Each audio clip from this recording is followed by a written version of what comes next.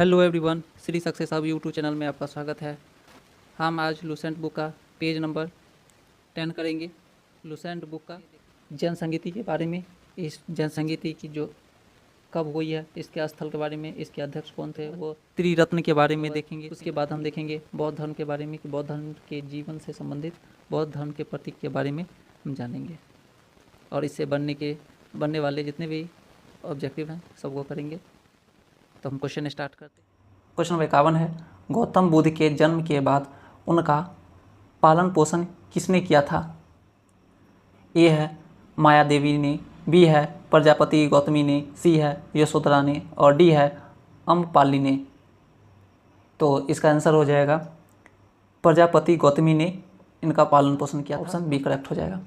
Question number 52 है, गौतम बुद्ध के बचपन का नाम क्या था? ए राहुल, बी सिद्धार्थ, सी आनंद और डी महावीर। तो इसका आंसर हो जाएगा सिद्धार्थ। ऑप्शन बी करेक्ट हो जाएगा। इनके बचपन का नाम सिद्धार्थ था। क्वेश्चन नंबर है 53, गौतम बुद्ध का विवाह किससे हुआ था? ए प्रजापति गौतमी से, बी माया देवी से, सी यशोधरा से, डी अम्रपाली से। तो इसका आंसर हो जाएगा यशोधरा से हुआ था। Option C correct. Question number 54 है, गौतम बुद्ध के पुत्र का नाम क्या था? ए आनंद, बी राहुल, सी उपालिक और डी है महाकश्यप। तो इसका आंसर हो जाएगा राहुल था। ऑप्शन बी करेक्ट होगा। क्वेश्चन नंबर है 55, सिद्धार्थ ने गृह त्याग से पूर्व कौन सी 4 दृश्य देखी? ए है राजा, सैनिक, सन्यासी और व्यापारी। क्वेश्चन ऑप्शन बी है बूढ़ा, रोगी, शव और सन्यासी, सी है किसान, रोगी, शव और बालक, डी है सन्यासी, राजा, शव और किसान। तो इसका आंसर हो जाएगा बूढ़ा, रोगी, शव और सन्यासी को उन्होंने गृह त्याग करने से पहले देखी। ऑप्शन बी करेक्ट हो जाएगा। क्वेश्चन नंबर 56 है, सिद्धार्थ द्वारा 29 वर्ष की आयु में गृह त्याग करने की घटना को बौद्ध धर्म में क्या कहा जाता है? ए धर्मचक्र परिवर्तन, बी महापरिनिर्वाण, सी महाविनिष्क्रमण और डी निर्वीण। तो इसका आंसर हो जाएगा कर्मण जो है महाविनिष्क्रमण बोला जाता है। ऑप्शन सी हो जाएगा गृह त्याग करने की घटना को बौद्ध धर्म में महाविनिष्क्रमण बोला जाता है। क्वेश्चन नंबर 57 है, गृह त्याग के बाद सिद्धार्थ ने किस गुरु से सांख्य दर्शन की शिक्षा प्राप्त की? ऑप्शन ए है उनतक रामपुत्र, बी है कौंडिन्य, सी है आलार का कलाम और डी है असगामी।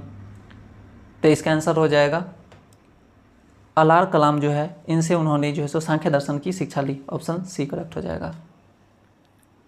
क्वेश्चन नंबर 58 है, आलार कलाम से सिद्धार्थ ने किस विषय का ज्ञान प्राप्त किया था? ए है योग का, बी है शून्य का, सी है भक्ति का और डी है वेद का। तो इसका आंसर हो जाएगा शून्य का उसने ज्ञान प्राप्ति की। बी करेक्ट हो जाएगा। क्वेश्चन नंबर 59 है, आलार कलाम के बाद सिद्धार्थ ने राजगीर में किस गुरु से शिक्षा प्राप्त की थी? ए है असगामी, बी है कौंडिन्य और सी है रुद्रक रामपुत्र और डी है महाकश्यप। तो इसका आंसर हो जाएगा रुद्रक रामपुत्र। ऑप्शन सी करेक्ट हो जाएगा। क्वेश्चन नंबर 60 है, रुद्रक रामपुत्र से सिद्धार्थ ने किस विषय का ज्ञान प्राप्त किया? ए है शून्य का, बी है वेद का, सी है योग का और डी है तप का। तो इसका आंसर हो गया योग का ज्ञान प्राप्त की। Option C correct. इससे पहले देखे थे कि आलार कलाम जो थे, आलार कलाम से उन्होंने शून्य की शिक्षा ली, उसके बाद रुद्रक रामपुत्र से योग की शिक्षा ली। अब क्वेश्चन नंबर 61 में देखते हैं, उरुबेला में सिद्धार्थ के साथ तपस्या करने वाले 5 साधकों में निम्न में से कौन शामिल नहीं था? ए कौंडिन्य, बी बप्पा, सी भादिया और डी राहुल। तो इसका आंसर हो जाएगा राहुल शामिल नहीं था। क्वेश्चन नंबर 62 है, 6 वर्षों की कठिन तपस्या के बाद सिद्धार्थ को ज्ञान किस नदी के किनारे प्राप्त हुआ था? ए गंगा नदी, बी सरयू नदी, सी निरंजना फल्गु नदी और डी कोसी नदी। तो इसका आंसर हो जाएगा निरंजना फल्गु नदी, ऑप्शन सी। क्वेश्चन नंबर 63 है, सिद्धार्थ को पीपल वृक्ष के नीचे ज्ञान की प्राप्ति होने के बाद किस नाम से जाना गया? ए है महावीर और बी है बुद्ध, सी है मुनि और डी है अरिहंत। तो इसका आंसर हो जाएगा बुद्ध के नाम से जाने लगा। क्वेश्चन 64 है, बुद्ध को ज्ञान की प्राप्ति जिस स्थान से हुई वह स्थान किस नाम से जाना जाता है? ए है Sarnath, B Kushinagar, C Bodhgaya, D Vaishali. तो इसका आंसर हो जाएगा Bodhgaya, option C. Question number 65 है, बोधगया गौतम बुद्ध ने अपना प्रथम उपदेश कहाँ दिया था? ए कुशीनगर में, बी राजगीर में, सी सारनाथ ऋषिपत्तनम और डी वैशाली। तो इसका आंसर हो जाएगा सारनाथ ऋषिपत्तनम में, ऑप्शन सी दिया था। क्वेश्चन नंबर 66 है, बुद्ध द्वारा दिए गए प्रथम उपदेश को बौद्ध ग्रंथों में किस नाम से जाना जाता है? ए महाविश्निष्क्रमण और बी महापरिनिर्वाण और सी धर्मचक्र परिवर्तन, डी निर्वाण। तो इसका आंसर हो जाएगा धर्मचक्र परिवर्तन, ऑप्शन सी करेक्ट हो जाएगा। ये प्रथम उपदेश को बौद्ध धर्म में धर्मचक्र परिवर्तन नाम से जाना जाता है। क्वेश्चन नंबर 67 है, बौद्ध धर्म ने अपने उपदेश किस भाषा में दिए थे?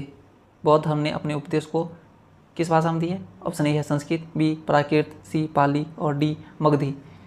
तो इसका आंसर हो जाएगा पाली भाषा में उन्होंने दिया, ऑप्शन सी करेक्ट हो जाएगा। क्वेश्चन नंबर 68 है, बुद्ध ने अपने सर्वाधिक उपदेश किस नगर में दिए थे?